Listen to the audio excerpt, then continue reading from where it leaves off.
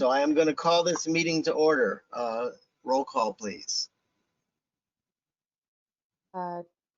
Gaffney, Here. Kelly, Here. Did you hear me? Megs, Yes, I'm here. Scylla, Here. Borstein. Yes, here. We're going to forego the Pledge of Allegiance tonight. And we're going to go ahead and adjourn to closed session. So we're going to hang up from this link and everybody go to the next link that Julia sent us all, which would be the closed session link. And we'll be back at See you on 5. the other side here. So we're reconvening to open session.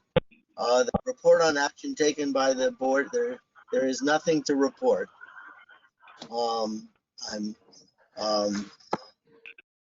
We had on the agenda to have a tour of the pump station 14 next to the Central Marin Police Authority, and we're not doing that today.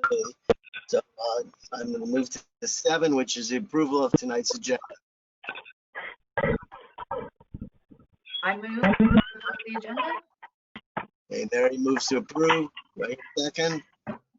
Before you, hold on a second. Before you approve the agenda, we sent an email to all board members about a half hour before the board meeting with the proposed emergency agenda item. Are all board members in receipt of that agenda packet? Okay, so we're not going to, Let me see. okay, so listen, I thought we had talked about just doing it during the verbal comments at the end, but we should discuss and move to add this emergency resolution to the agenda, perhaps right after agenda item number 7. It's up to you where in the agenda you want to place it, but I think staff has asked the board to this is consider. important. Let's go ahead and do it. His number, I move that we should put this emergency resolution right after approval of the agenda. Do I hear a Michael, motion? Yes. Sure. Should I I? second the agenda.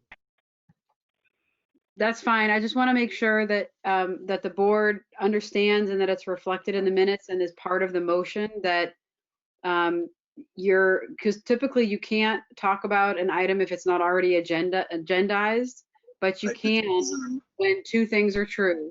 One is that there's a need for immediate action, and in this case, have your general manager enter into certain contracts and modify certain leave pay for employees.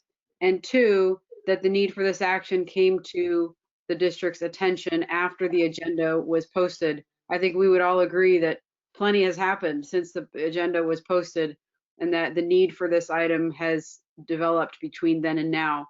And so with those 2 things, you need a 2/3 vote of the board members to actually add this agenda item.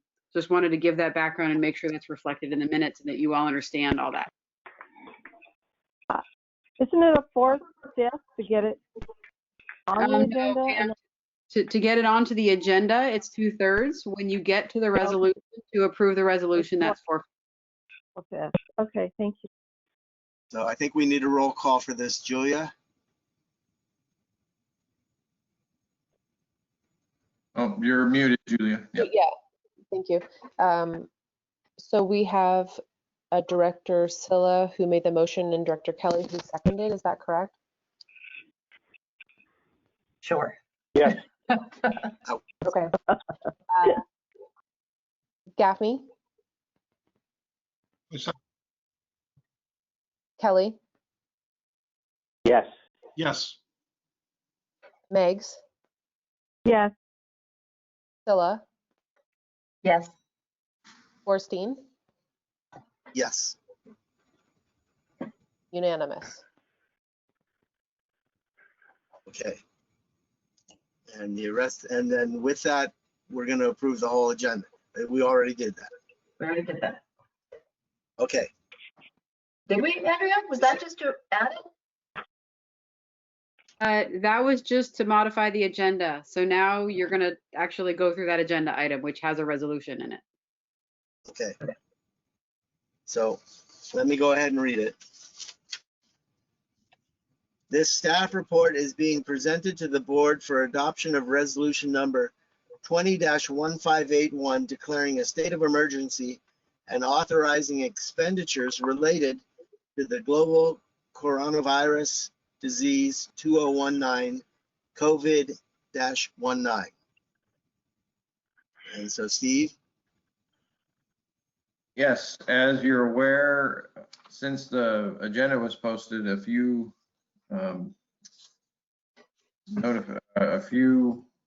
resolutions at higher levels, at state level and at the county level, and even the federal level, have been issued declaring a public health emergency.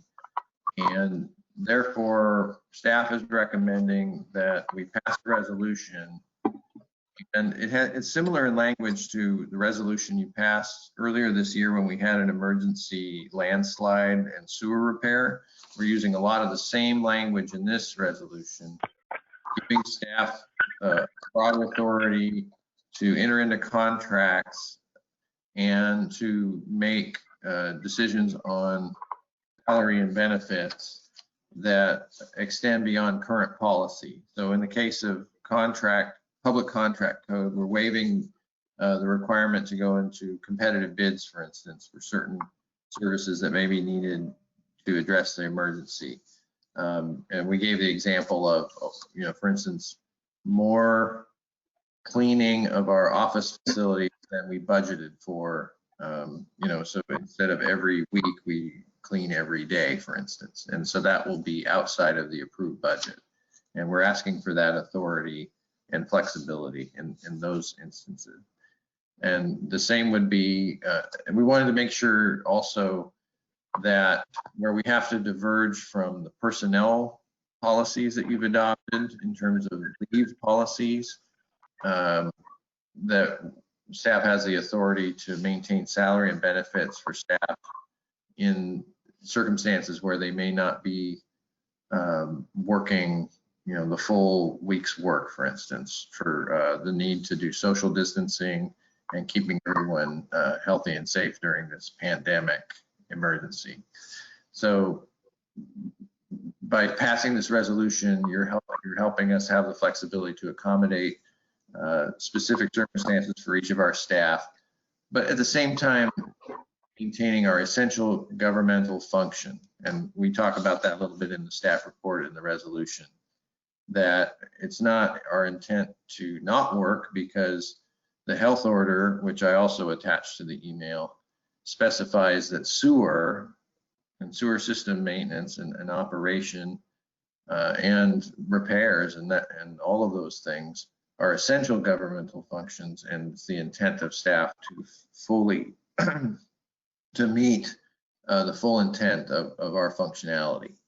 And so we will be, in order to do that and maintain proper hygiene, social distancing, all the precautions we're taking to limit potential exposure to the coronavirus, we need a little extra flexibility as the days go by in terms of how many people we can have in certain locations.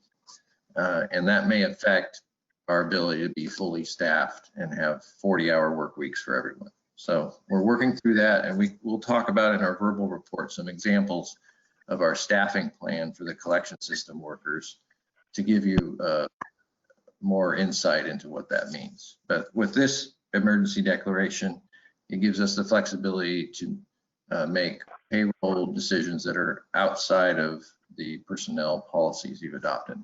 I hope that's clear. And happy to answer any questions, and Felicia can as well.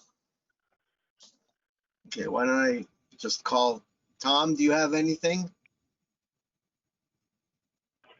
Well, I'd like to know an estimate of what you think we're talking about. Have you like the cost? Yeah, I don't have a prediction right off. I don't have a prediction right off. Really should. Yeah, thanks for asking that question. There wouldn't be any extraordinary additional costs that we anticipate.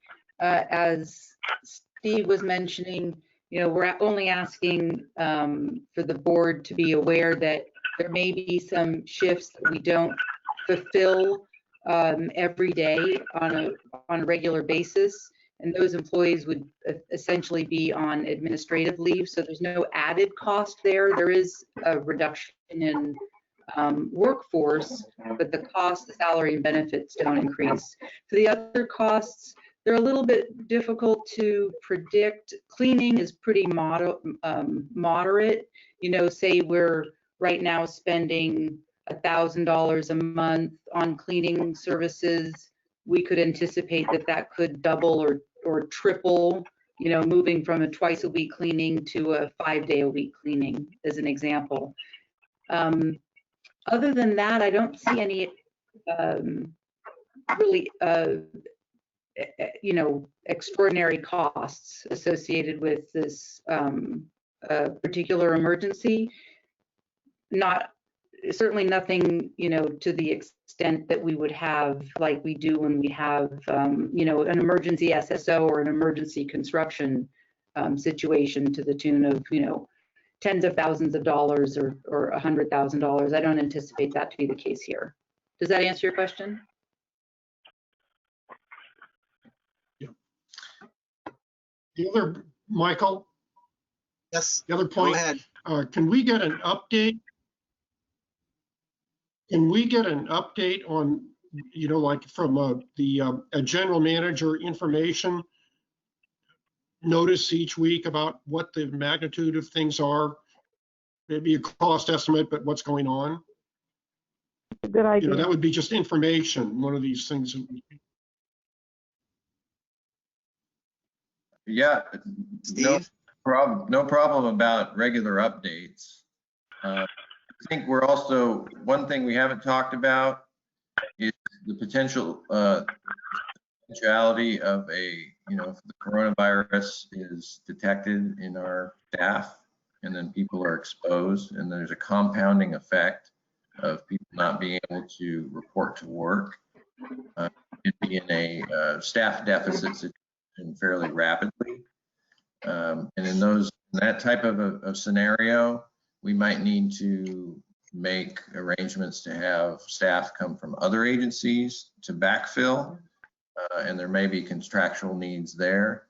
So, you know, we don't know the future here, but we just want the ability to make quick decisions and make, in case of the need to do rapid pivoting.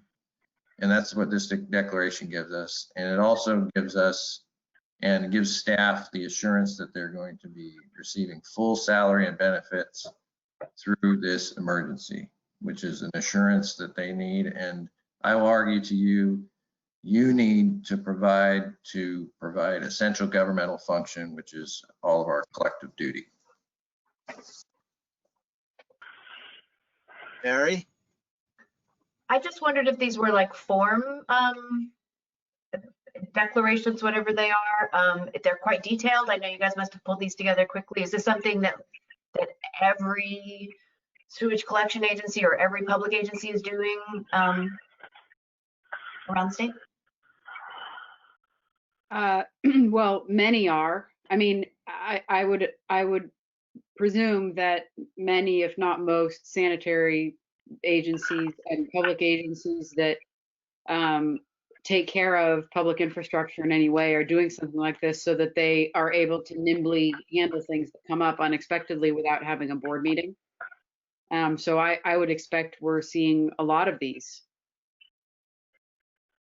Did you drop them? I'm just curious if they're like. Yeah, no, the resolution. Yeah, yes, I did, but it was modeled off of the prior emergency resolution. They all have some things in common because there's certain findings that need to be made, and they essentially do a similar thing, which is to give the general manager authority to do things outside of the public contract code. Okay, thank you. Doug? Hello, Doug. Thank you. You And want by to the weigh way, in? yes, I'm reminding you that I'm muting my phone when I'm not talking. Others should too, to cut down the background noise. I think that the updates that Steve will give us will suffice for now. And I agree with his ideas that you have to make changes to facilitate the work that we need to do, but also to protect the employees. And so I'm fine with what we're doing.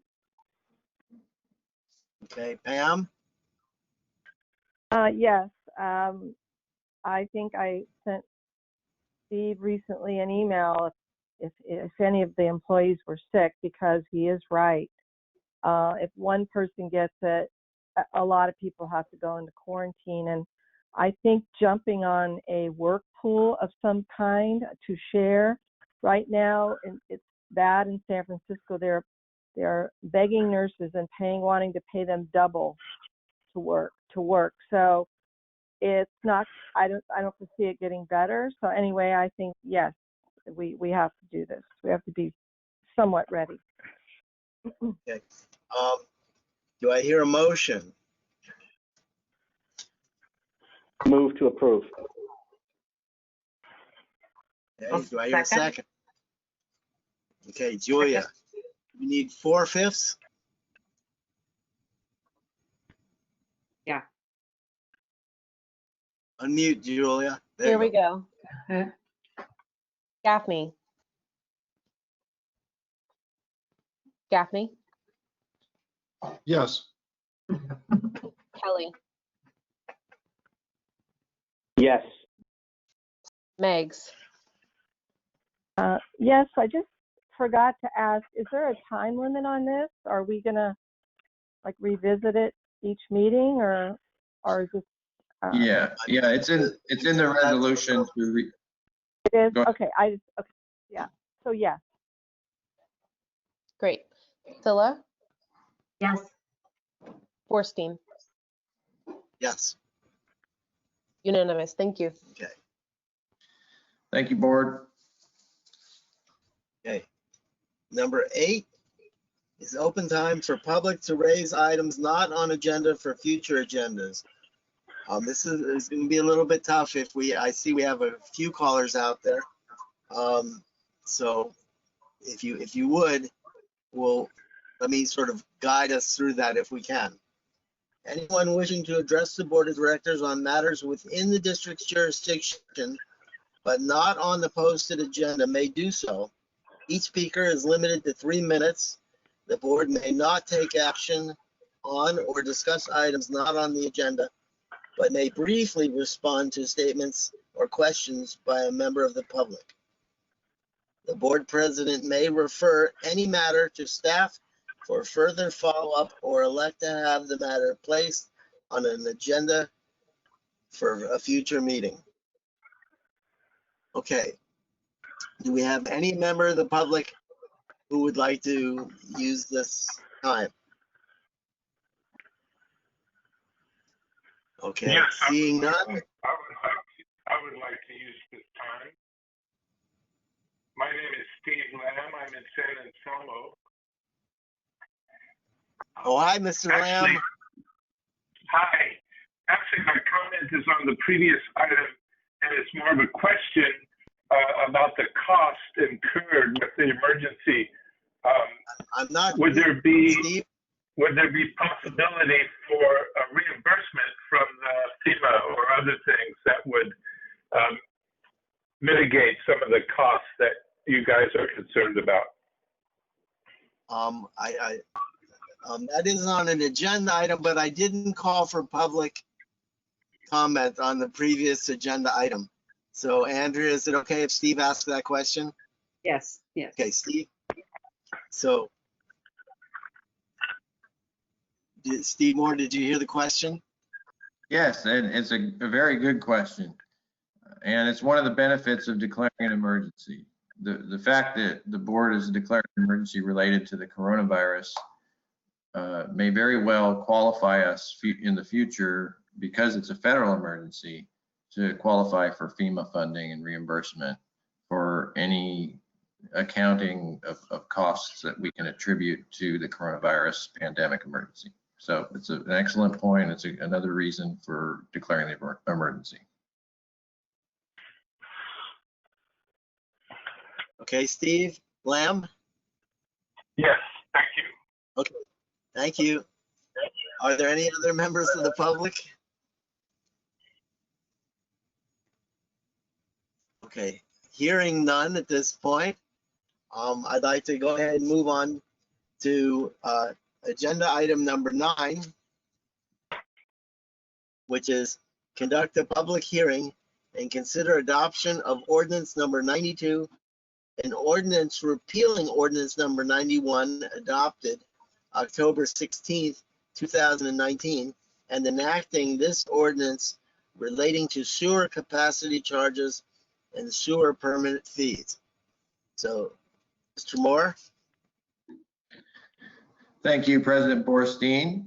And I'll try to be as brief as possible so that if we have public comment and board discussion on this item, we can hear it. In January and February of this year, we began to implement Ordinance 91 and the capacity charges to all new connections to the sewer, but we did receive 4 applications since Ordinance 91 became effective for accessory dwelling unit developments. And there has been concern expressed by the members of the public about the magnitude of the capacity charges associated with adding these relatively smaller additions to the sewer system. And so we had, over the last 2 board meetings, extensive discussion about the details of Ordinance 91 and vis-a-vis the state laws, which have been passed to encourage development of these accessory dwelling units, or ADUs, to address the affordable housing crisis in our state, really the nation, and that there's a policy directive through those state laws to minimize the sewer fees associated with connecting these type of new facilities. So we made some changes based on board direction at the February 12th meeting. It's in a red line strikeout format on the board agenda package that's posted to the internet at our website and is also in front of you.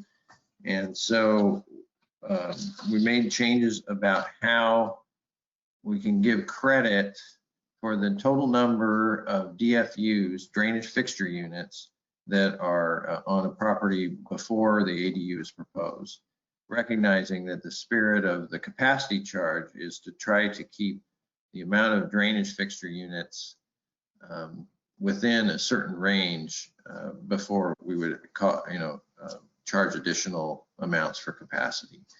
And thanks to the board members' direction, we came up with a compromise that still had charged based on the ADU fixture units, not a set amount that's based on 23 fixture units, which is more expensive, but more in line with a typical ADU, which is 8 to 10 to 12 fixture units. So we also came up with a system to give credit when the existing house that the ADU is attached to has less than the average 23 fixture units, recognizing that they're not using a lot of capacity in the system to begin with. And so that was a novel approach that the board came up with. We tried to capture it in the language, which is on page 17 of 262 in your board packet, page 17. There's detailed language there, and it's patterned after the idea of a credit that we give to remodel projects, that whatever the existing drainage fixture units in the house to be remodeled is given a credit. We use the same language for the ADUs to make it consistent in language. We also updated the ordinance to use the DFU terminology that's in the plumbing code. Drainage fixture units is what you find when you go to the table in the plumbing code that we use to determine how many fixture units there are. So we changed the terminology in the draft ordinance from FTU to DFU, just to be consistent with the plumbing code. and a couple of clarifications. We did notice, and I'll point out that we had a couple spots where we accidentally left FTU in the ordinance under some definitions for equivalent dwelling unit and expanded use. So any motion to adopt this ordinance should have changes on page 9 of 262 to change those FTUs to DFUs as well. And with that, I'll stop with my overview and happy to answer any questions.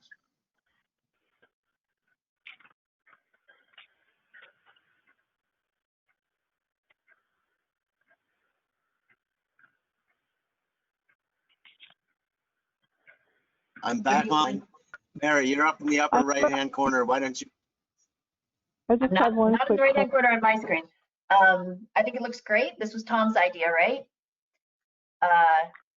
And I hope it suits the needs of our public. I think Jordan is on the call, so I'll be interested in his public comment. I think this is something that was an issue of interest for him. So thanks to staff, and I think it seems like a great solution to the issue, at least for the homeowners in San Anselmo who attended our last meeting.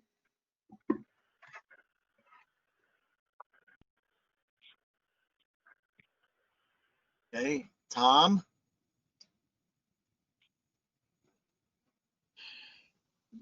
No comment. It looks good to me. Okay.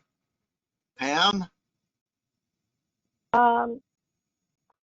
Quick, you know that there was 2 or 3 people that were there at that meeting that were pretty unhappy. Do they know about this, or did you have any communication with them, Steve? Oh, they were part of this? Yeah. Okay. Yes, earlier this week, we did email a copy to each of the 3 folks that were attended in person last month. And I have feedback from 2 of the 3 that what we proposed is consistent with what they heard as direction from the board. So that's what I have so far. They're happy. Yeah, I don't have any comments, but I see that for a while. This is Doug. Doug, can I, Michael? Yes, sir. Doug. Michael? Okay, this Yes, is Doug. Doug. I want to point out that Marjorie's son did write a letter to Tom, to Steve, and copied me, where she said she wasn't coming tonight. I don't know why she did call him, but that's okay. Maybe she did. But she supported this, and as long as I'm talking, so do I. I think it's a great move, and I'm done talking. Okay. Thank you. Mr. Weil?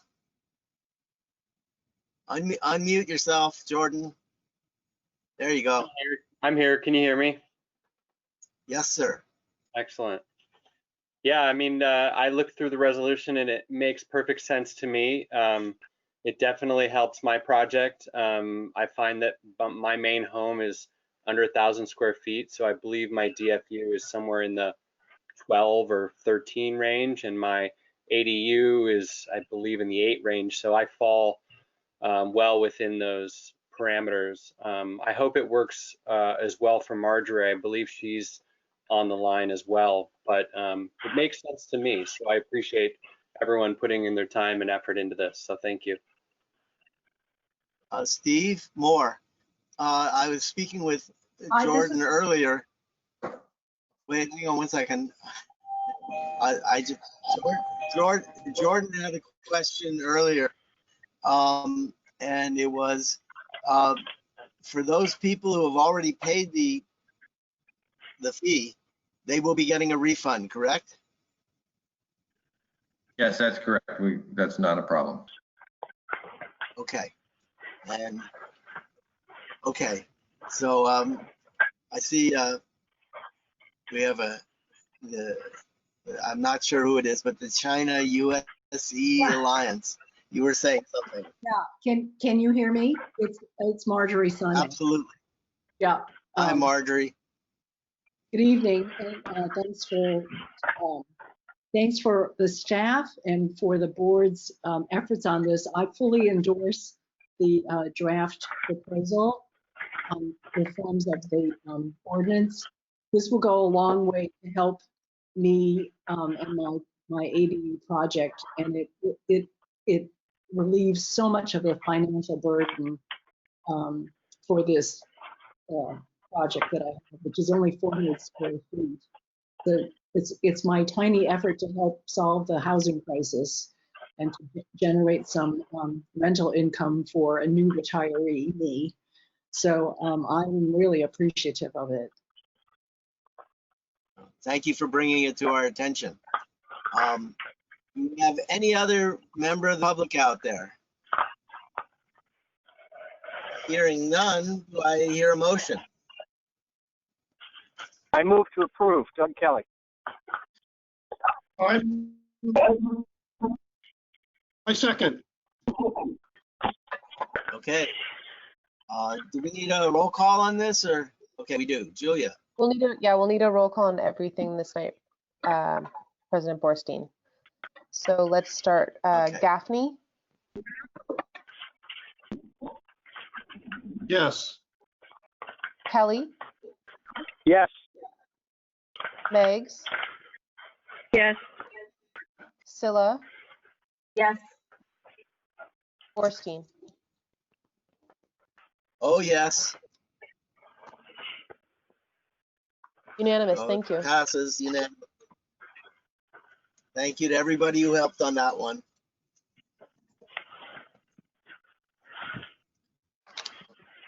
Okay. Committee report out. Tom, do you want to go ahead?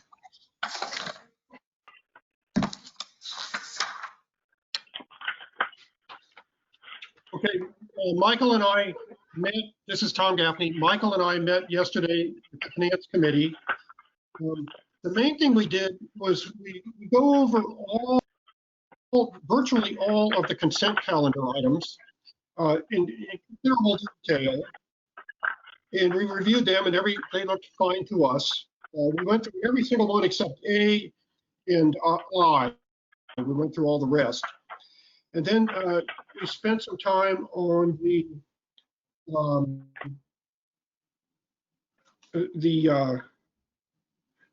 pension plan report from CalPERS. It's virtually undecipherable, but our own plan is with GovInvest is very understandable, and so hopefully we'll review that for the board and clarify the program. Those were the main things we did. Michael, did you have anything else to add? No, we really, we have how many, like 12, I believe, a lot of items on the consent calendar. And most of them rose to, we got to do it. And especially the ones with the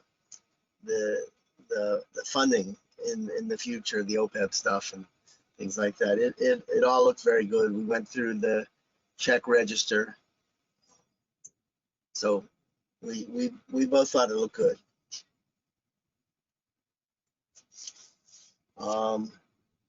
Ad Hoc Facilities Committee. Well, Tom and I have been part of several different meetings now. And basically, we still don't have a lease, although we're getting much closer. And the good news is, while we're getting closer, Comcast is paying the bills.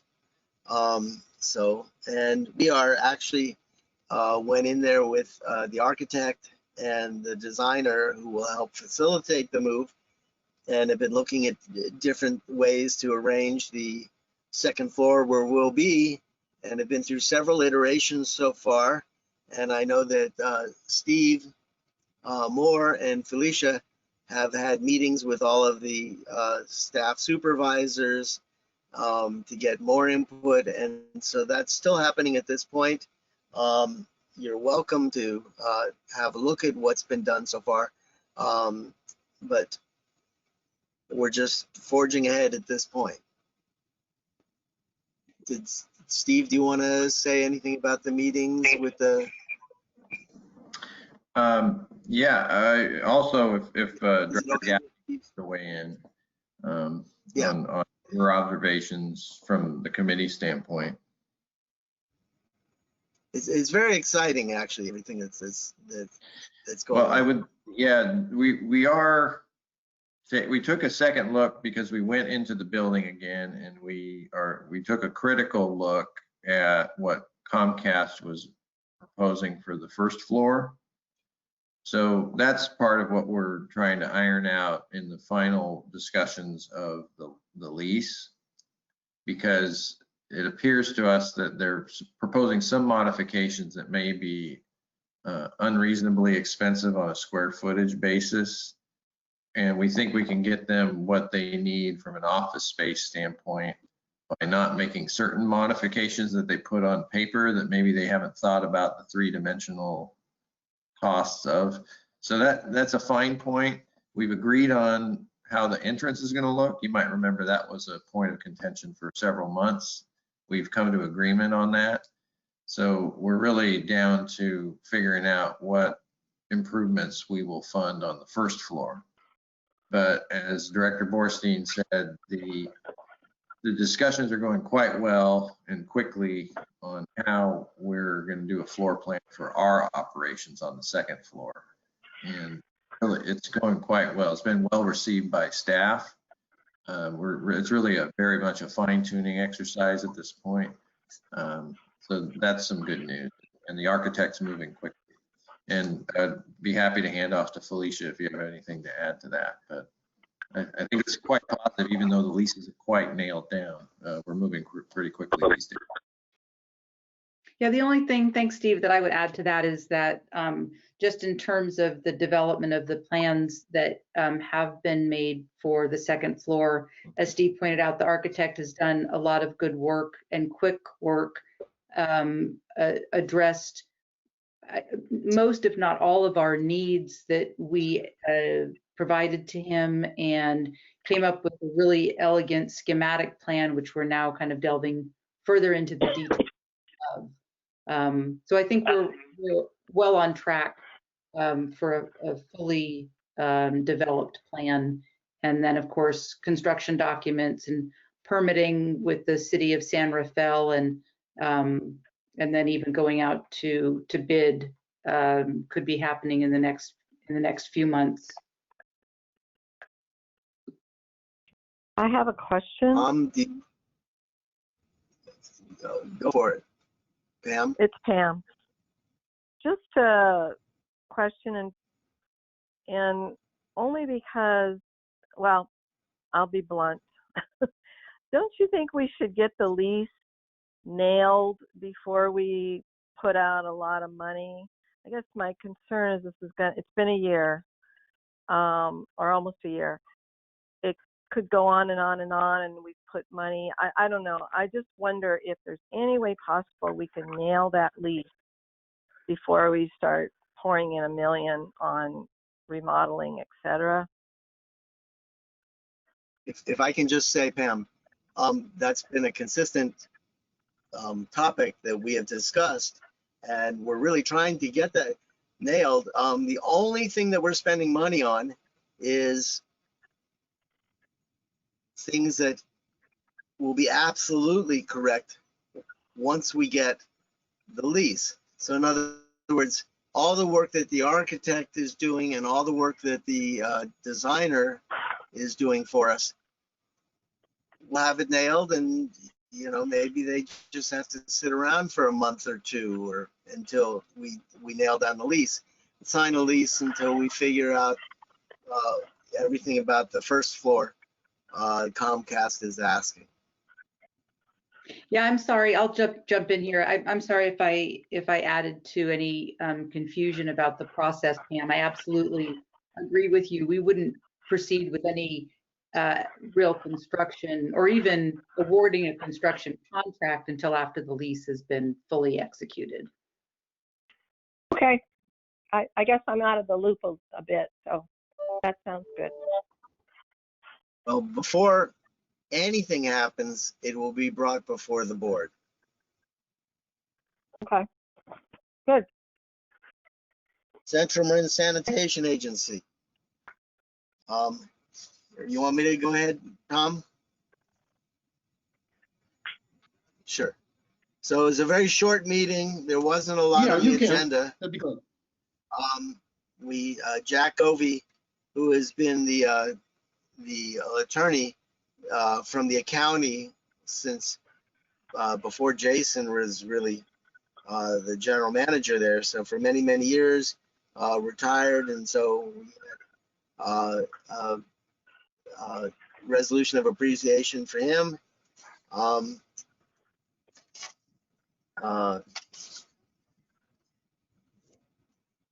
The CMSA does a public education program and is involved with, they go out and they try to teach schools and other organizations about what we're doing there at the agency. And they had all sorts of t-shirts and we got to see some videos that they were doing about what happens when you flush. And that was really good. And we got approved to go to the North Bay Watershed Association, which has been canceled, so didn't happen.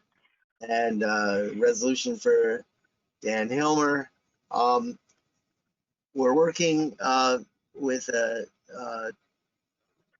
Tamalpais Community Services District for a new FOG, that's on grease, source control program with the Tamalpais Community District. And that was really about it. So keeping that short. North Bay Watershed Association. Okay. Armando Quintera, who is the chair of the California Water Commission, did a presentation. Is he on the MMWD still? I think he is. He's still currently as well. Very knowledgeable, well-spoken guy. Knew quite a bit on California water usage. He spoke on, he did an overview of the role and authorities of the CWC and did talk a little bit on Prop 1 for water storage money. I have a few notes, but I'm not going to go into it. He made a statement that I thought was pretty interesting. He said that half the water that falls, rain, that, half of it goes back to the atmosphere. So I never thought of it that way. So a lot of it is evaporated.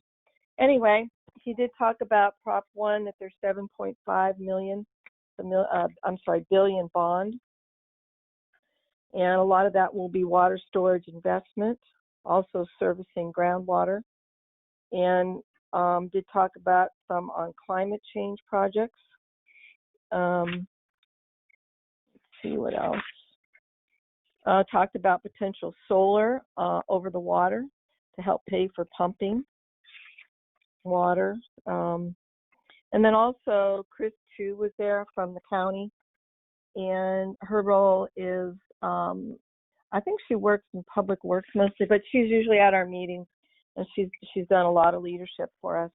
Anyway, she talked briefly on AB 2480, which is about watershed bills, and let's see what else. She talked a little bit about Senate Bill 45, which will be wildfire safe, for being putting money towards wildfire safety, but also for drinking water, drought, and flood protection. And then, the governor's got his climate resilience bond that's coming up, and that'll be $4.57 billion. So there's a lot of millions floating around out there. And then there's also an assembly bill on the books. It's for climate risk. So there's quite a bit happening at the government level. And that's it. Yeah, Pam, I also, that PowerPoint that Armando did, I sent that to Steve Moore, and great. I'm hopeful that he'll do with this tomorrow. It was a very good PowerPoint. Yeah, a lot of great information. Yeah. Okay. Okay. And there's no meeting next month at this point for April, so we won't meet until after the following month. Hopefully we'll meet. Okay, number 11, verbal report by board members and staff on requests for future items. Steve or Felicia, anybody speak up if any board members have anything they'd like to request at this time? Yeah, first board members, then we'll, Okay. Is that Any Doug? board members? No. Not Hello, me. Doug? This is Doug. I have nothing. Tom, Mary? We're all good. All up to you, Steve. oh boy. All right, thank you. I'll focus on two things. I'm sure maybe there'll be more to talk about, but first, you've seen some of the emails about messaging that we're doing because we're observing an increase in the accumulation of wipes, rags, paper towels on our bar screens at the pump stations. And right as we were noticing this, we got a call from fellow sanitary districts, and specifically Sandeep Karkal from Novato Sanitary District called me about restarting our education and outreach campaign on cable TV to remind people not to put wipes down the toilets and to put them in the trash, because that was a highlight of our campaign, which I notified you electronically that we were selected by CWEA as second place in the state for Public Engagement and Outreach Award from CWEA, and to be presented to us at a conference that's been canceled on April 3rd. So that was for that commercial. So this was sort of a catalyst, reminding or asking us to put this back on television, because our fellow GMs, they contributed to the funding of this past 3-month campaign that started around Thanksgiving. So, reminding people not to put fog and wipes down the drain, down the toilet. And so that campaign ended. That's where I got called to request to go ahead and fund it. We'll pay you later, just do it, because they're seeing the same thing that we were seeing. And moreover, Tiburon and Las Colinas had sewer overflows at pump stations that were directly attributable to wipes and paper towels. This all happened on Monday. And Sandeep said, hey, you have contacts at the state board outreach. Why don't you get the state water board to do a press release reminding people not to flush these? So I took his advice. I contacted my contacts, and by the end of the day Monday, they had a draft press release. By noon on Tuesday, the governor's office signed off on it, and we got some phone calls from local journalists about that release, and I sent you those things. So it happened quickly, but it was great to see the partnership with the water board, and the way when the message comes from them, the press tries it as California says. And so that's what you read in the Mercury News, the IJ, Bloomberg Environmental, and San Francisco Chronicle is coming up too. And I think it's a good message to remind folks, because we're trying to do preventive messaging. They did want to know about, the spills that might have happened. And I said, well, we haven't had any spills, but we're trying to prevent them, and we're seeing early warning that it may happen. So it's not easy to get press over a potential emergency as opposed to an emergency, especially with all that's going on with the press these days. So I think that was good. And we went ahead. Steve, can I ask a question, Steve? So we think Steve, Mary has a question. That the wipes are related to the coronavirus, like people are wiping down things and throwing them in the toilet? Yeah, so we've seen an uptick in the last couple of weeks where we're the mass that we're removing from the bar screens. We always have a mass that we remove, but it's been increasing according to our staff. And then we saw Las Colinas and Tiburon with overflows. And by the way, they don't have overflows hardly at all because they have newer systems, or they don't have the same challenges we do. So that's an indicator that something different is happening. And yes, the hypothesis is that there is more extensive cleaning of surfaces in the home, maybe, doing bathroom counters and then throwing the wipes into the toilet instead of the trash. So there is a concern also that we've, hypothesized that if people run out of toilet paper and they're using other paper products and flushing them, that will compound issues, especially in multifamily settings with apartments that are all relying on 4-inch pipes. They'll have problems on their property. So we partnered, and with Las Colinas, Mike Prins, the GM there, had some good quotes in that article about. I really liked his quote where he said, "The pipe you clog could be your own." And in other words, not just the sewer system that you may compromise, it's your own system. So I think we just wanted to remind folks that they're stewards of this common system we all share. And maybe, just in responding to the coronavirus emergency and doing all the right things to keep things sanitary in the house, just don't do the unintended consequences of using the sewer system, use the trash system. So that's ongoing, and we've actually been working on a new commercial that's coronavirus specific, and we're going to get a draft of that tonight and probably upload that to the cable TV effort at the end of the week. Could Doug and I see it before you send it off? Just definitely. Curiosity. Yeah, I haven't seen a draft yet. I've seen the storyboards, and we've messed around with it to get so that the 15-second ad, so it can go on YouTube. And we're trying to get the message across early to show the image of throwing it in the trash. So we're working through the details of that right now. I wanted to make the point, I don't know, it's hard to hear everything, but I want to make the point again, this is that you've gotten the other sewer agencies to join on this commercial. So now it's all 9 agencies in Marin. Yes, actually, Sausalito, Tiburon, and SASM have all finally joined in. This is so interesting because years ago they would not let us join their education, their group. Now they're coming to us. Karma is a beautiful thing. So just had to say that. Well, Doug, again, I think that now that we've got them in, they'll stay in, and we'll be able to continue these commercials for a long time.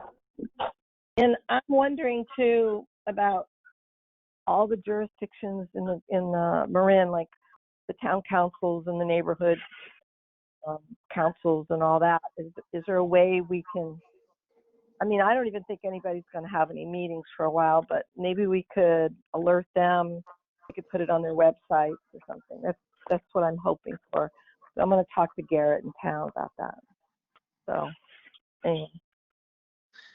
Yeah, and I really want to give credit to Pam and Doug and the Outreach Education Committee for supporting these ideas. I think Doug's original idea to call Comcast to see how that works, and I think we got Mixus is in the meeting here too. He's got Gold Street going with the commercials. So it's been a real team effort here. I want to give everyone a lot of credit for the initiative because it's led to the award from CWA and the trust from our fellow sanitary districts for us to take a lead role in getting the word out. It's been my pleasure. Great. I'll retire happy. Great work, everyone. So with that, want to move on to the second item.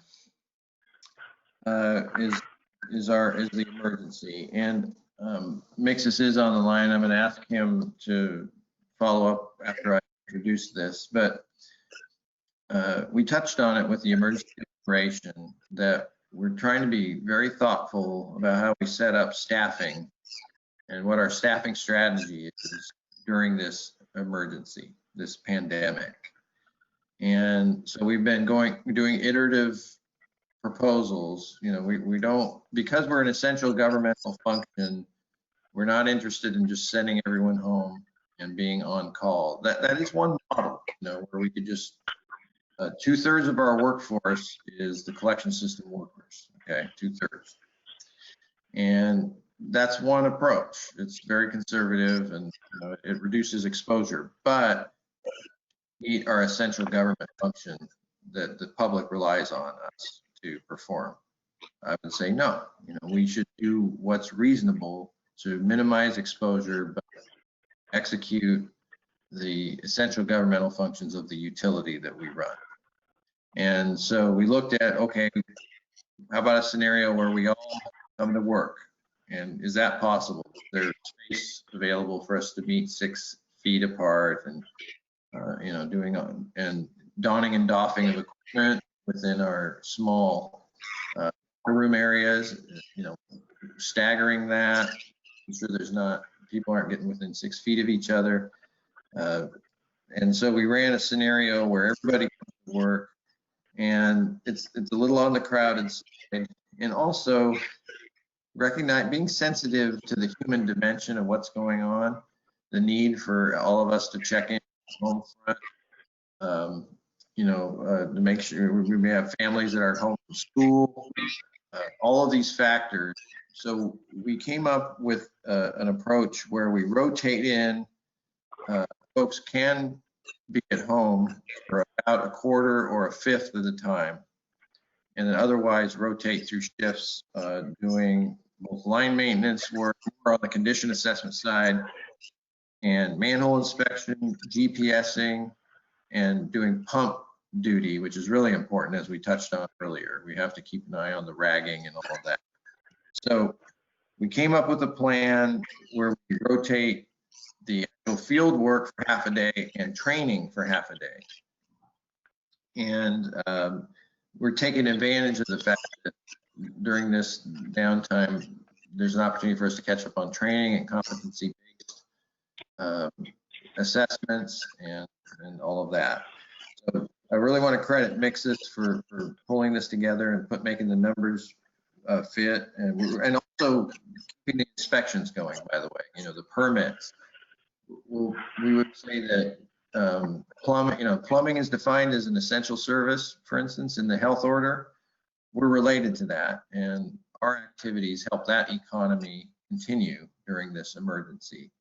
And so our inspectors will be available to inspect for lateral permits.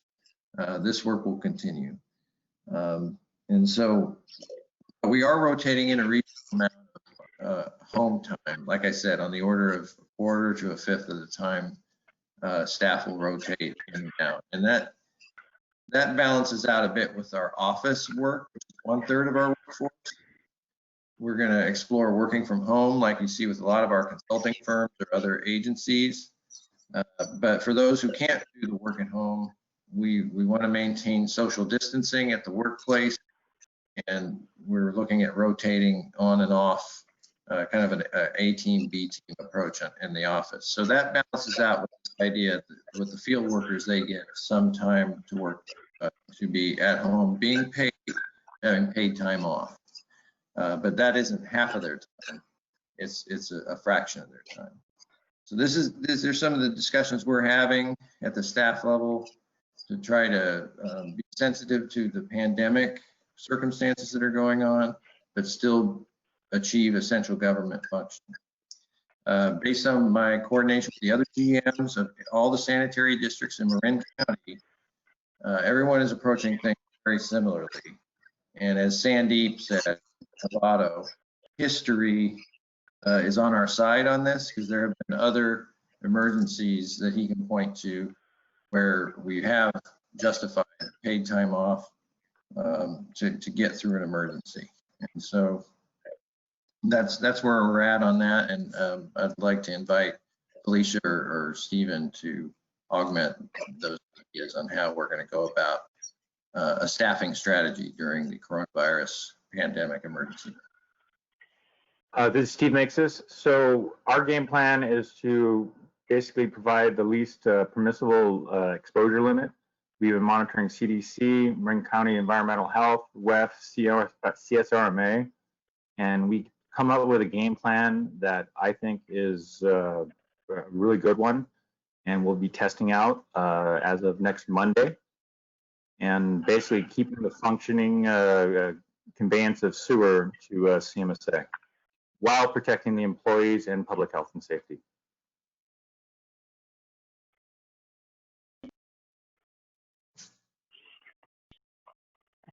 And I'll be more answer any questions. Covered it really well. This is a developing situation. We don't know how long this will go on. We don't know, exactly how many in our community, how many in our families, how many in our organization will be directly affected by this pandemic. So we're preparing for whatever the future might hold for us.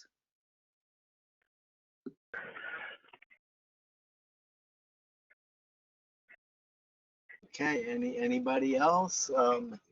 Do we have any requests for future items at this point? Can we just get an update, like in a week or two, just to see how things are going? I'm kind of worried here a little bit. I know you guys got it together and you totally got it, great planning, but things are going to really change in the next week when these numbers go up with infections and people are so panicked. So I'm just curious to make sure we're all going along okay. Yes, I definitely can commit to providing a written update in a couple of weeks. It would also give you an update on how we're implementing the emergency declaration. Any examples of that would be included in any briefing there. And if anybody our workforce has fallen ill to this virus, we would explain that and what other precautions that we're taking. So it would be high level, but certainly we'll keep you in the loop on how things are progressing. Great, thank you. Okay, I think let's move on to the consent calendar. Matters listed under this item are considered routine and will be enacted by one motion. The consent calendar may include resolutions. Therefore, the motion, second, and vote will also be applicable to the resolutions and recorded accordingly. There will be no separate discussion of these items unless requested by a member of the board or the public prior to the time the board votes on the motion to adopt. So first of all, does anybody have anything they'd like to pull off of the consent calendar? No, Doug. Yeah, Doug. Yeah, Doug. I said I don't. I do not. Okay. Oh, I do. Okay, Pam. I'd like to pull D as in dog and G as in God.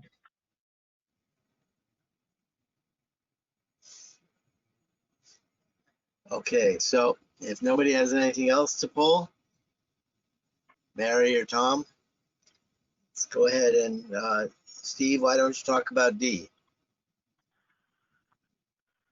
Sure, it's items 12D and E are related to each other.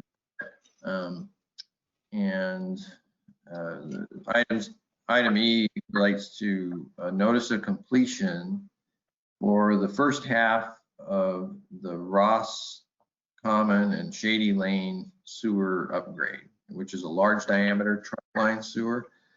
And let's see briefly, and I talk about it in the staff report, but for item 12E, we are proposing a separate payment. I'm sorry, D, forgive me. D comes from 4E, but they're related.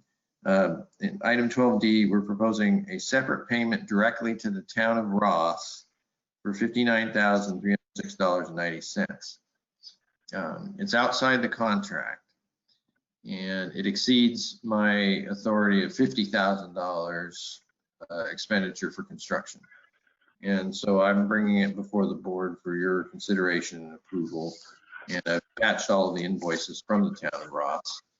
And briefly, this was a situation where, yes, we could have asked the contractor Ranger Pipelines to do the restoration work.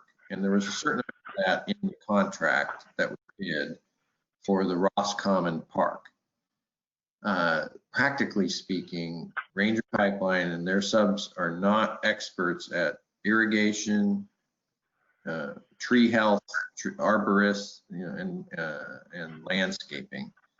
And in order for the town of Ross and its citizens to be content with the surface restoration work, we saw the best strategy was to pay the town's contractors to do the surface restoration work. There was more damage done to the park than we anticipated from the blast zone from pipe bursting of a large sewer. It was very disruptive, and Director Gaffney was there. He can give an eyewitness account, but it shook up the ground to the point where they had to rebuild that system for irrigation and the lawns and all of that. So that was our decision to do that. Now, the contract in item 12E for the overall project came in actually under the total. As you can see, there's a credit proposed in the final change order because we had a bid allowance, we call it, for contingency. And there were a lot of changes in that project. And so it's a good story that we came in below contract value. On the other hand, there was this expense to the town of Ross, who are ascribing to that GL code, the capital program. It's still a fraction of the total amount. And so I think on balance, we think it's a favorable outcome. And certainly the town of Ross is happy because they're getting a restoration of their parks in a way that they are comfortable and happy with. So that's the story behind item 12D. I have 3 questions, and I'll just say them all one after another. So first, when this is cleaned up and we pay them, is there kind of like, there's a way, like they're going to sign it off and they're not going to, and we're done. That's the first question. And then the second question. That's right. And to answer that, yes, we're done. They are satisfied completely. Okay. The second question is on supervision of projects. Was there a lead supervisor that overlooked the project to see that things were going okay or not okay? Yes.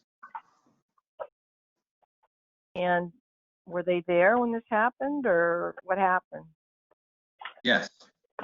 And actually, as it was happening, we were in constant contact with the town representatives, and we came up with this plan contemporaneously to the issues that were happening. Okay. And we know now, I mean, I'm just trying to look at this as a way so it doesn't happen again. Is there something that we could have done differently, or is there something that town of Ross could have done? I'm just trying to think about how could this not happen again. Is there anything that was learned or not learned, or? Yeah, we didn't know that the pipe that was put in decades ago had a bunch of angles in it under that park. And so when your pipe burst, we thought it was a straight line from manhole to manhole.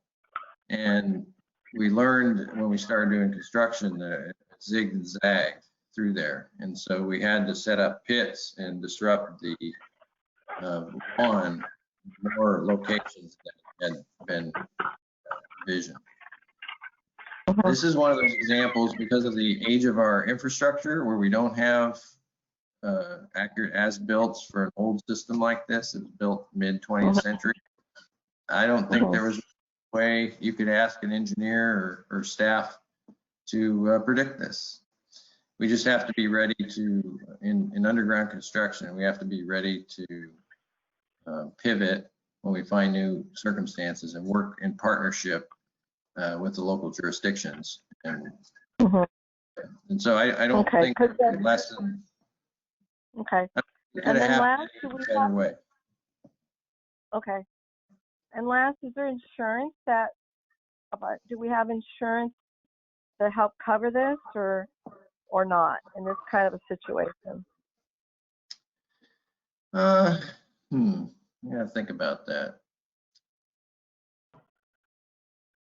I don't have an easy answer to that question. Our insurance is, we have capital budget to pay for things like this, which are a logical outgrowth and cost of the project. We have insurance to cover things like accidents, equipment getting damaged, which then an insurance company will cover. They don't cover like this. This is something that we cover through our budgeting contingency. We go into a project like this with the knowledge that it is totally reasonable and common to spend more than 10 or 15% of the low bid amount as a matter of in this case, we're way below that. And so my story to you is this is a total success.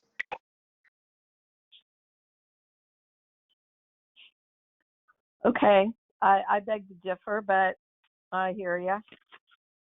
Okay, I mean, the project's done and we worked it out with them. That's true. Okay, so that's all I have to add. Thank you. Thanks. So for item 12G, which is the local agency investment fund, the district opened this account back in 2006. And at the time, the board at the time adopted a resolution to assign specific authorized signers who would be able to make specific transactions, deposits into the fund and withdrawals from the fund. And most recently, as the board recalls, we officially changed our name from Sanitary District Number 1 of Marin County to Ross Valley Sanitary District. And we've been slowly getting all of our bank accounts and all of our vendors, to accept this new name change. The LAIF account had been operating under our old name. Most recently, we made a deposit into the fund. We asked them again to update our name to Ross Valley Sanitary District. They said, sure, no problem. Can you revise your resolution? And so that's what this item is. It's a almost identical resolution to the one that was adopted by the board in 2006 and 2008. And this one specifically authorizes titles, general manager, the finance and administrative services manager / assistant general manager, the finance supervisor, and the board president to enter into authorized transactions. Each authorized transaction does require 2 signatures, so staff thought it best to have at least 4 available positions that could enter into a transaction. So that is what this item is. I'd like to add another board member on the list. I just would as a backup, but you're saying 2 out of the 4 would sign, is that correct? That's exactly right. And was there any discussion about having 2 board members and then add on a separate person from staff? Because right now it has 3 staff and 1 board member. And well, actually, I would, go ahead. I was just going to say, mostly these transactions are conducted by staff. The board rarely is called upon to sign for a withdrawal or a deposit into LAIF. So what LAIF is an investment account. So we have our bond proceeds, right? And our bond proceeds are held by our trustee, BNY Mellon. And in order for us to have those funds accessible, we transfer them into LAIF, where they continue to accrue interest, a modest amount of interest, but they continue to accrue interest until until we actually need them to be transferred to the Bank of Marin, which is our actual checking account.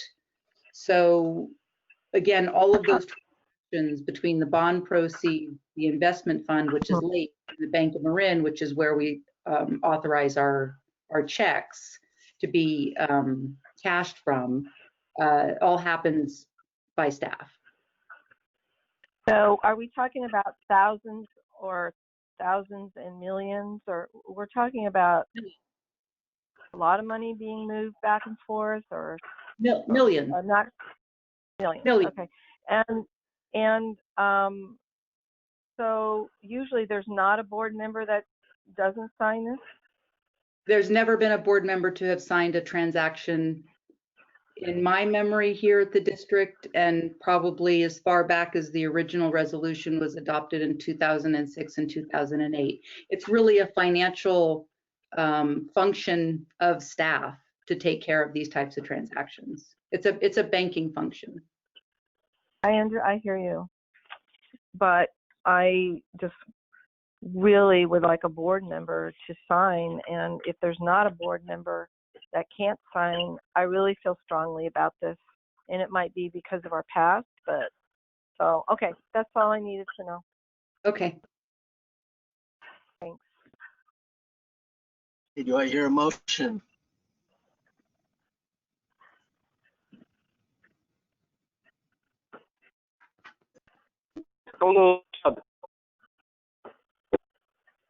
Second. Okay. I think, wait, can I have a point of order? The ones that I took out, don't you vote on those separately or not? We didn't make any changes to them.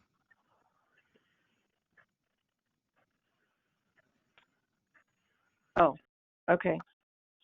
I didn't, or you didn't. I'm not clear. Huh? Oh, no, there were no changes made. They were clarifications on items. Okay. So I think. So I heard Director Gaffney as the motion and Director Silla as the second. Is that correct?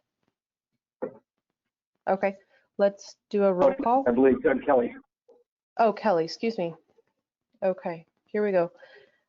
Gaffney.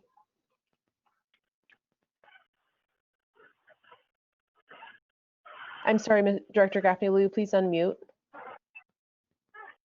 Unmute. Yes. Thank you. Kelly? Yes. Megs? No. Silla? Yes. Borstein? Yes. Okay, it passes with a 4-to-1 vote. Item 13. Consideration of its accepting the district's defined benefit pension plan valuation report completed in accordance with GASB 68 and the district's OPEB valuation report completed in accordance with GASB 75. All yours, Mr. Moore. I think I'll take this Ms. one. Newhouse. Yeah, I'll let Ms. Newhouse.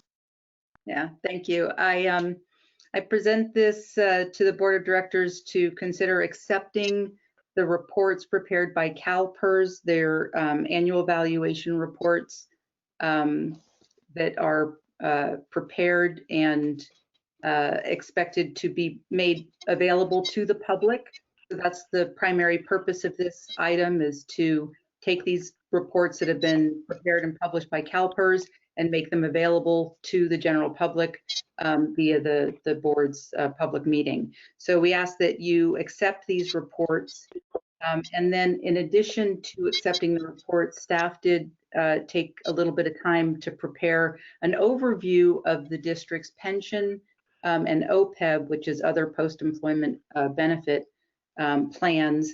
As the board recalls, last year we had a very nice presentation and discussion for policy direction with regards to paying down the district's unfunded liabilities. So with that, we can turn to, let's see, what page is this of the, page 210 of 262 of the board packet, which introduces the district's retirement programs and a funding analysis.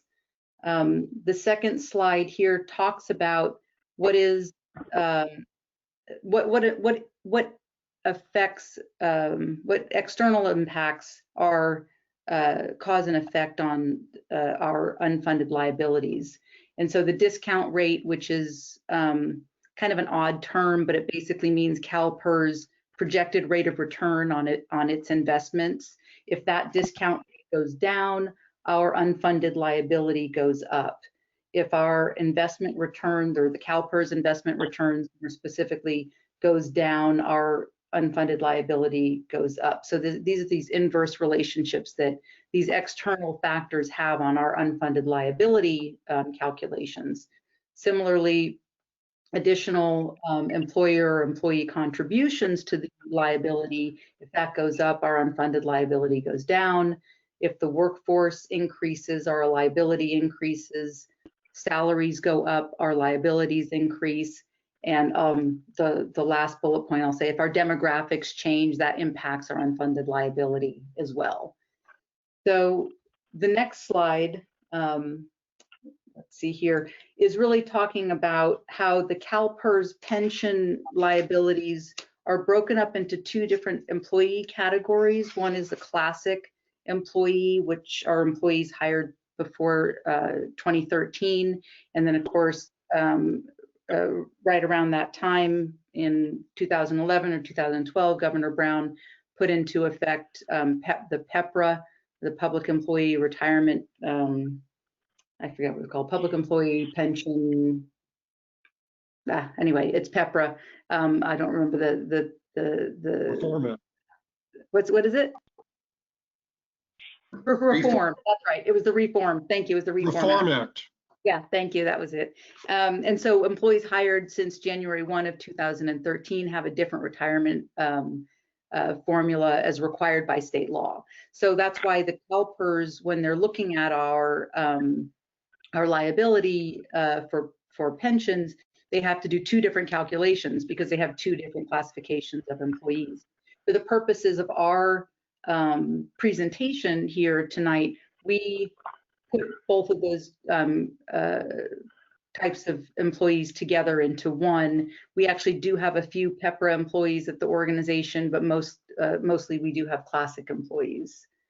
So the next slide here shows the valuation and the change from the last report. There's actually an error here on the report date. These are from a year prior than what's shown on the slide, but effectively you can see that the total pension liability it's gone up a little bit. So have our assets in the pension fund.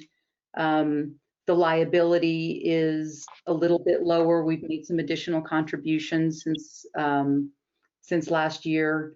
Our funding ratio is increased as a result of those additional contributions, and our actuarial determined contribution, which is what CalPERS requires us to put in every year, is about the same, a little bit higher. So the next slide. Right, and we're not going to see the results of the policy changes that you all enacted a year ago in these numbers, because as Felicia pointed out, the dates are actually on the right-hand column as of June 30th, 2018.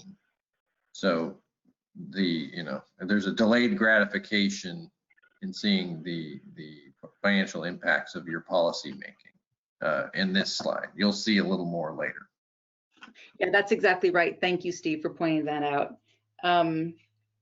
So yeah, the valuations are basically done there's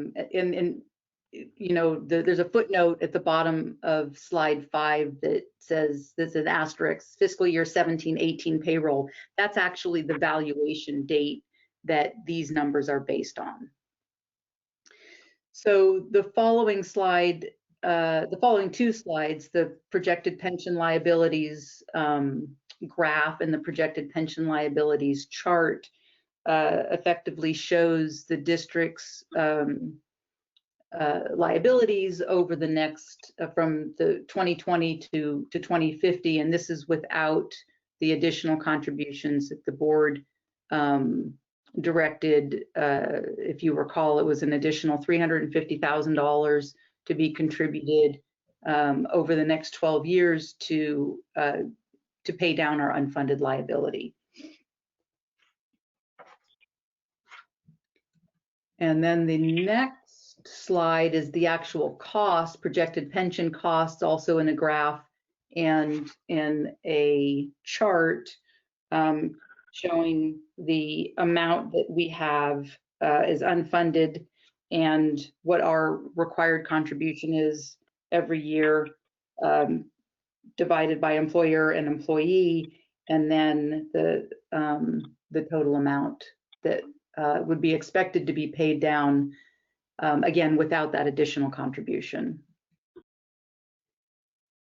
Slide 9 shows, I want to give Melvin credit for the amortization slides that he put together here, a really nice graph of what the overall unfunded liability is. That's the gray chart line, the actuarially determined contribution plus the additional contribution that the board policy direction was is included in that in the yellow chart, and then the funding ratio, and you can see how we're that year looks like 2026 or so, we're going to start getting into that 100% contribution rate.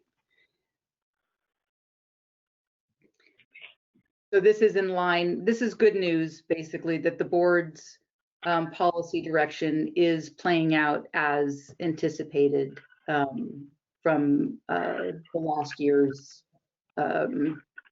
analysis. We're on track.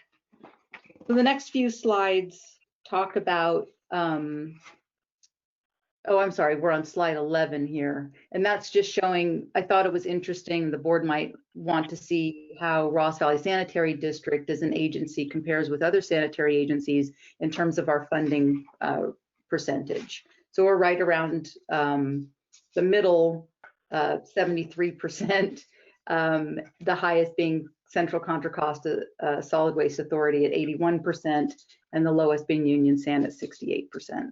Just to kind of put us in context with the other agencies. So the next few slides talk about our liabilities as they relate to other post-employment benefit liabilities. Again, the board made some additional contribution policy decisions from last year to make to pay down our unfunded liability in OPEB to the tune of about $100,000 a year over 6 years. These next couple of slides show the change in the valuation for the liability, again, and the assets, and what we're required to contribute. Slide 14 is a demonstration of the trajectory of the district's pay down of the liability without the additional contribution. And so that's a chart on 14 and the graph on 14, I guess I should say, and the chart on 15. And then slide 16 is showing the additional contributions and how that would be paid off in 6 years. And I have to point out that the 6 years is actually being counted from the original valuation date of these reports. So they're counted from 18-19, which is why they're showing as being paid off in 24-25. Again, Melvin did a really nice job showing a 7-year or amortization schedule here on slide 18, where the district would be 100% funded for its OPEB liabilities. And this actually shows in 2023, and I trust his math. So even a little sooner than anticipated. But the point of these annual reviews and presentations is to make sure that we are on track. We don't want to. We want to continue to pay down the liability at the rate as directed by the board, without going into what would be considered maybe an overfunded status. So that's why we'll do something like this, something similar to this every year around this time after we get the CalPERS valuation reports. And the last two slides really just address again, what the factors are for how, what factors influence our valuation. The fact that the district did adopt an enhanced retiree medical benefit plan last year, that's not going to show up in these reports for another year or two because we do have that lag behind. And last but not least, I'd like to bring up to the board that there is a budgeted amount of $550,000 to contribute to the pension and the OPEB liabilities for this fiscal year. That number was determined prior to the actual rate setting, and the rate setting at the time of the rate setting and the decision to fund the liabilities, or make additional contributions to the liabilities, we had, I guess, a little different number in mind. So this year we have, instead of $450,000 set aside to make the contributions to the pension and the OPEB funds, we have $550,000 set aside. So in effect, a net of $100,000 that the board could decide to make an additional contribution to either pension or OPEB, or split between the two, or do something entirely different with that money. And with that, I will entertain some questions, because I know you guys will probably have some. Yeah, a real quick clarification. Thank you, Felicia. Great job. That extra 100,000, there was that time lag, and the board changed the policy direction to make the rates less impacted, you might recall. So instead of paying down OPEB in 5 years, you went to 6 years. Instead of paying down pension in 10 years, you went to 12 years. Well, that was the $100,000 a year difference. So that stayed in the budget because that predated the rate-based policy decision. So that's the origin of that extra 100,000 in the budget. Thanks. Any questions or comment from the board? Doug? Pam? Doug here. I just want to say I want to thank Felicia and Stephen and getting this what we want to do. This, a couple times, at least once a year, to make sure we are on track. So glad that it got done.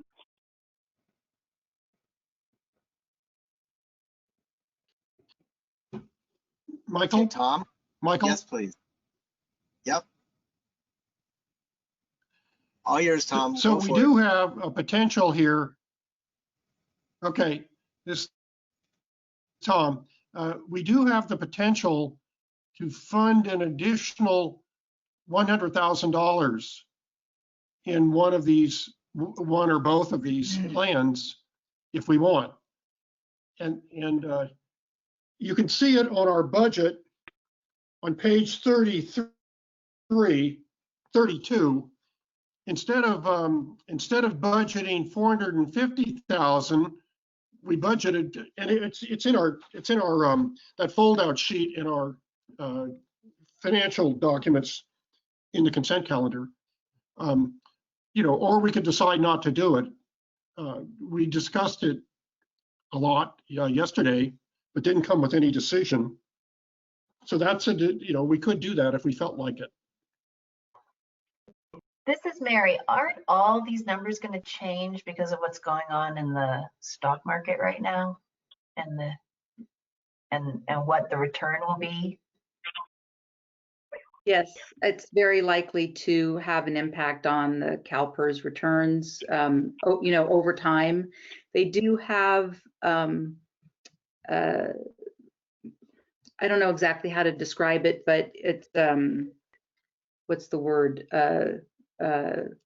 You know, they spread their returns out over a period of time. I think it was 30 some odd years, and they've reduced that maybe to 25. So they're averaging out their returns over time so that they're not feeling the impacts of, say, one really bad year doesn't throw the whole, you know, thing out of whack. But I think in terms of, for example, the Finance Committee was talking yesterday in terms of what, you know, salary and wages might look like. CPI is probably going to be lower this year, I'm going to guess. And that's going to have an impact on wages and subsequently on pensions as well. So yes, as we talked about it a little earlier in the presentation, there's a lot of contributing factors to the valuations. I mean, I guess that would just be my thought. So if we have $100,000 that we had earmarked for this sort of, you know, for this department of our expenses, but everything else is changing potentially dramatically, right? And remember, was it last year there was just some 1% difference that resulted in, and you know, I sort of remember the feeling of it. I don't remember the details. But it was 6% or 7%, and then it ratcheted up something that meant we had to contribute more than we had anticipated. So I guess if there were just a way, and Tom, you probably could come up with this, to take this $100,000 and say we want to, you know, either put it or hold it where we can use it when we're going to hit another one of these volatile shifts in the projections. That would be an idea. Well, we certainly don't have to make that additional contribution above and beyond what the board has already committed to from its last policy decision. We can leave it at the $350,000 additional contribution for pension and the $100,000 additional contribution for OPEB. And given the state of the market and the uncertainties of, you know, many of the factors that contribute to the valuation, wait until next year to decide if you'd like to make additional contributions to either of those funds.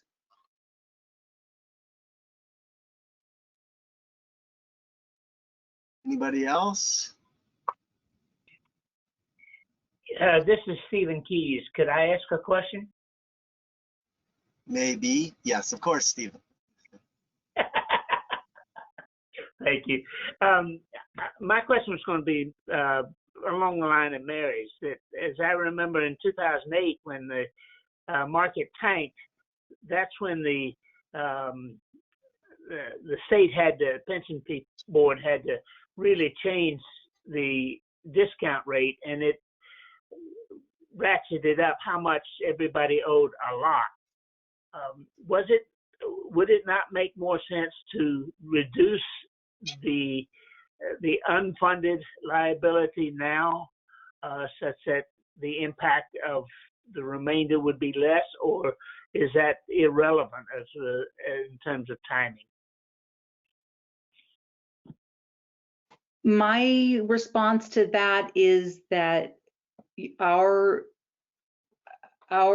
liability changes every year, and that's what CalPERS is preparing and sending to us based on all of those different factors, including the discount rate. So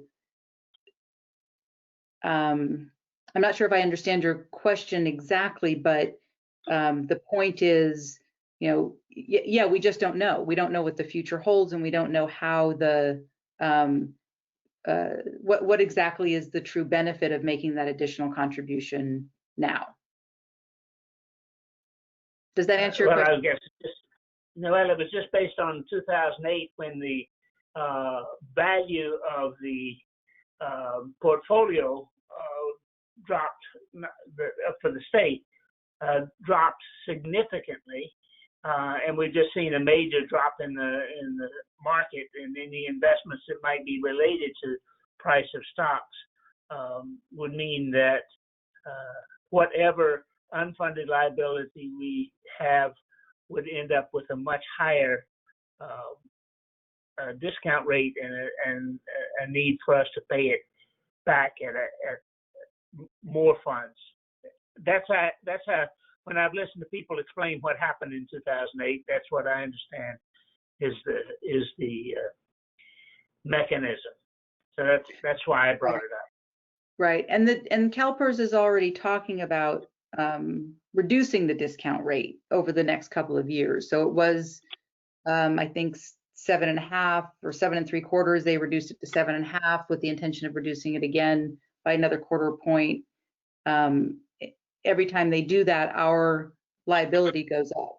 Our annual required contribution goes up. Okay. Well, just a thought. I don't know how they invest their reserves.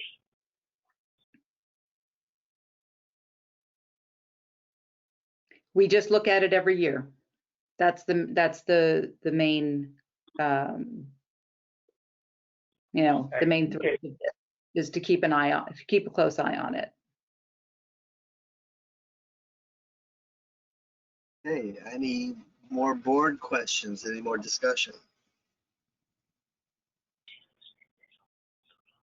So, do we have a recommendation?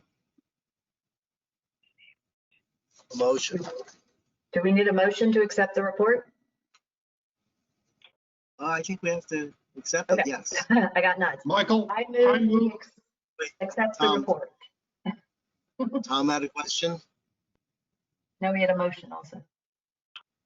Tom, did you no, have I a was question? going to move to accept. I'll second it. Okay. I'll second the motion. Julia. Here we go. All you. Gaffney, Yes. Kelly, Yes. Nate, Who? Is it me? Oh, yes. Scylla, Yes. Borstein. Yes. Unanimous vote. Thank you. Moving on to item 14. Consideration of approving and authorizing the general manager upon review and approval of council to approve task order number 4 with Somas Inc. in the total amount of $170,900 for construction management services for the fiscal year 2019-20 force main appurtenance project number 960. Thank you, Director Borstein, President Borstein. For this item, I just want to point to my visual aid. This is the 2019-2020 budget. And toward the end, there's a project sheet that describes the force main appurtenance project. It's page 52 of the budget. And it has a number here that says 730,000 for this project, this fiscal year. So this 170,000 actually is expected, as is shown in the attached proposal, to stretch out into next fiscal year. And so you've already budgeted for this type of expense. As I point out in the staff report, SOMAS, we are recommending as a sole source process because of their proven ability and knowledge of the district and their on-call performance on several projects recently, their understanding of the project, and that their proposal at 170,000 is under the typical percentage of construction cost of 15%. It's actually 14%. And there's specialty needs on this project. We're going to be working in Bon Air Shopping Center, in the Caltrans right-of-way where the Sir Francis Drake interchange is, near wetlands in Piper Park and Larkspur, and near homes at the end of South Elysia. So these are some sensitive areas where we want a construction manager with experience working on our district and working with the local city, especially Larkspur. These are all in the city of Larkspur. And so for these reasons, we think this is a very sound proposal, and it's well within budget, expected budget from a proven construction manager in Ross Valley. And so I recommend adoption of this, or approving this task order with SOMAS. Thank you. Do we have any questions from board members? Tom? Mary? No. We're good. Pam? No. Mr. Doug? No, thanks, Michael. Okay. If there's anybody out there from the public, do we have any questions from the public? Public here? Yeah, no, thank you. Hearing none. Hearing none. I see Mr. Lamb, I think, is still on the line. But do I hear a motion? So moved, Doug. Second? Hey, Julia, do your thing. Okay, Gaffney, Yes. Kelly,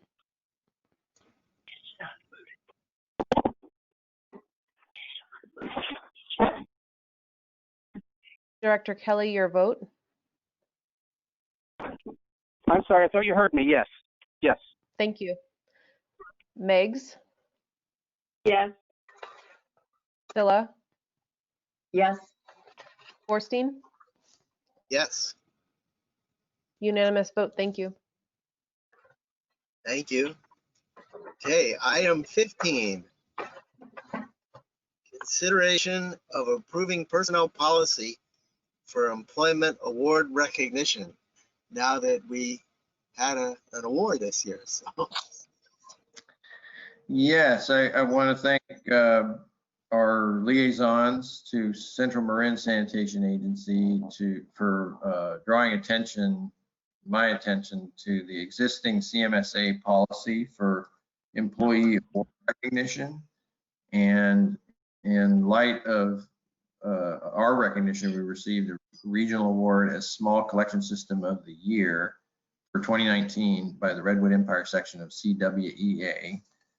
We didn't have a similar policy on the books in our personnel policy book like CMSA has.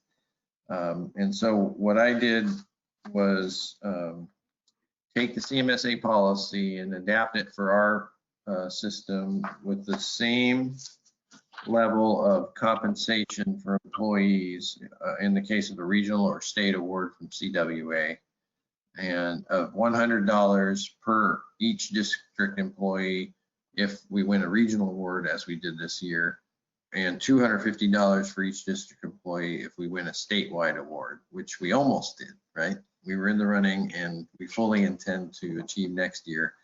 And as general manager, I recognize the potential incentive here for our employees to achieve goals of very low sewer overflows or none, and no significant safety issues, because I think based on what we heard, those issues went against us for getting the statewide award this year.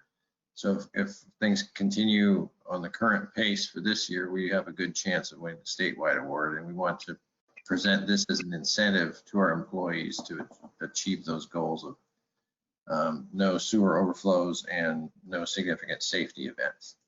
So with that context, we also would propose that you do what CMSA does for their employees and compensate them for having won the regional award this year. Thank you. Any questions? Tom? Mary? You mean Mixus didn't get anything on the proudest day of his career at RVSD? You think? I'm very happy. I'm very happy. Except the pride? Yeah, Mixus, just the pride? Operations supervisor manager is very happy. Don't worry. Okay, well, we'll try to give you $100 next time. Yeah, we call it the intrinsic reward. You know, he had the intrinsic reward of having the pride of getting this regional award. We bought him his forever work home. Okay. Doug or Tom? I think it's a small amount for what it'll do. Yeah, it's just an attaboy, attagirl, attaperson. So do I hear a motion? Wait. So, Mixus, you're not going to get to go to the thing on April 3rd? No, it's been postponed till October, and we'll receive the awards. Great, you get to go. Anyway, yeah, whatever, I agree. I think it's awesome. Thank you so much. So, I think they earned it. Julia? Yeah, they did. Totally. Oh, wait, we need a motion. Yeah, motion. Yeah.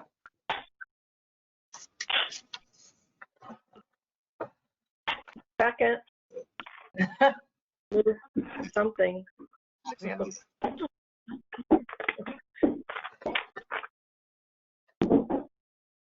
I move we add this to the personnel policy. It's not clear what the motion is to me. I move we add this employee award recognition component to the personnel policy. Second that. Okay. Roll call, Daphne?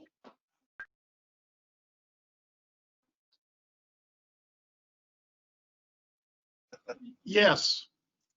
Kelly? Yes. Yes. Megs? Yes, Kelly. Yes. Scylla? Yes. Gorstein? Yes. Unanimous vote. Thank you. Thanks, board. The staff's going to really appreciate this very much, and looking forward to making a state this year. Yeah, I think especially at this time, it's a real boost. Okay.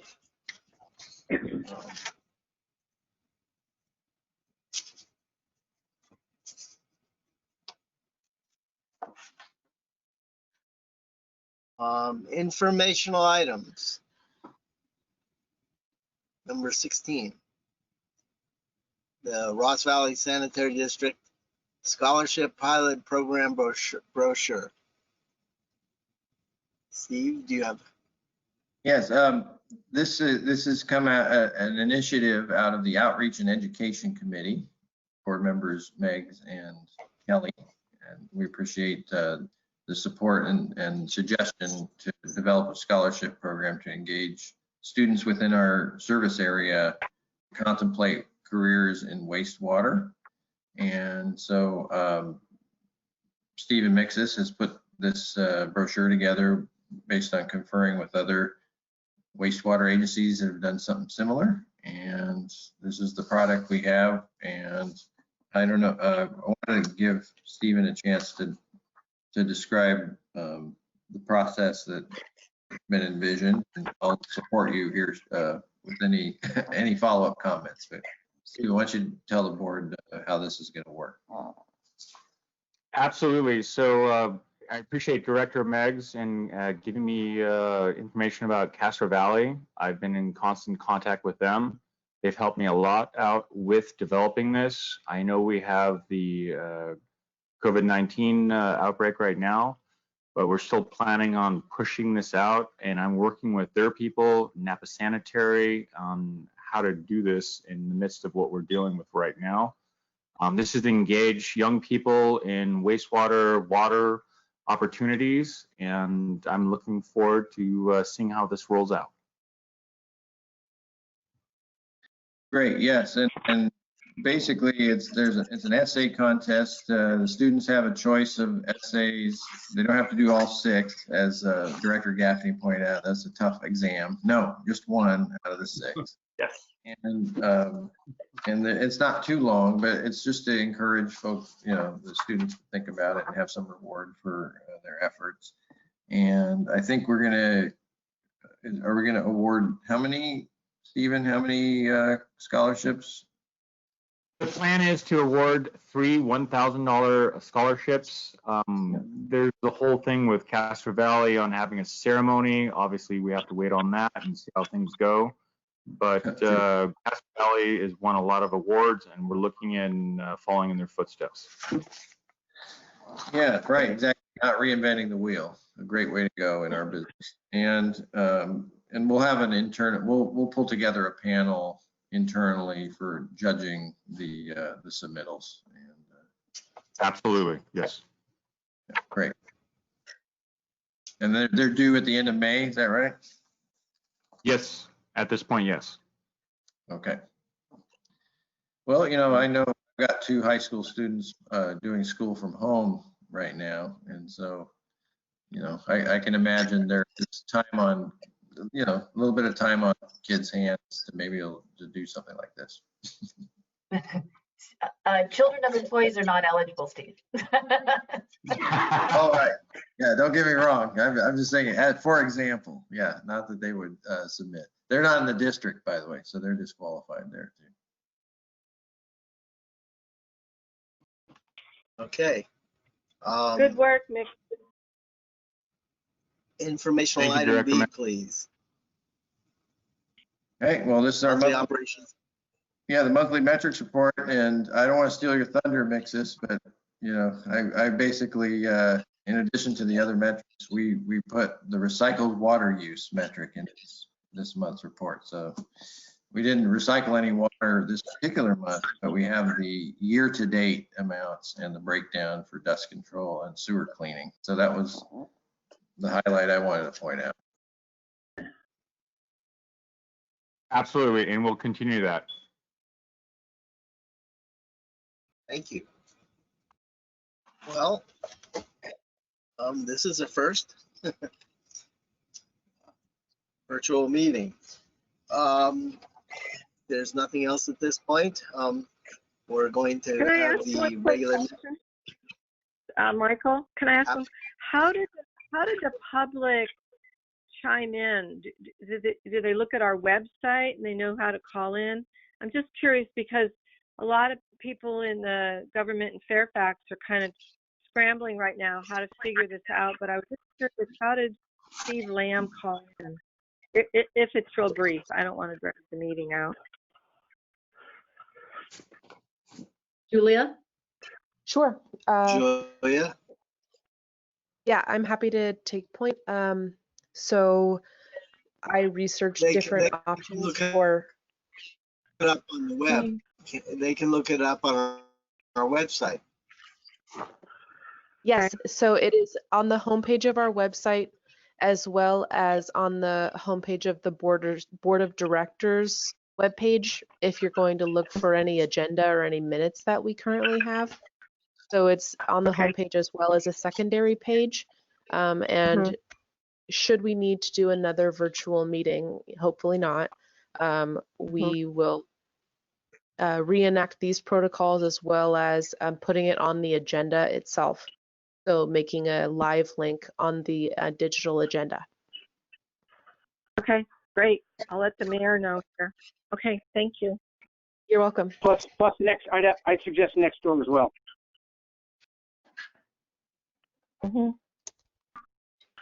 Where are you, Mixus? I'm in the garage. It's cold.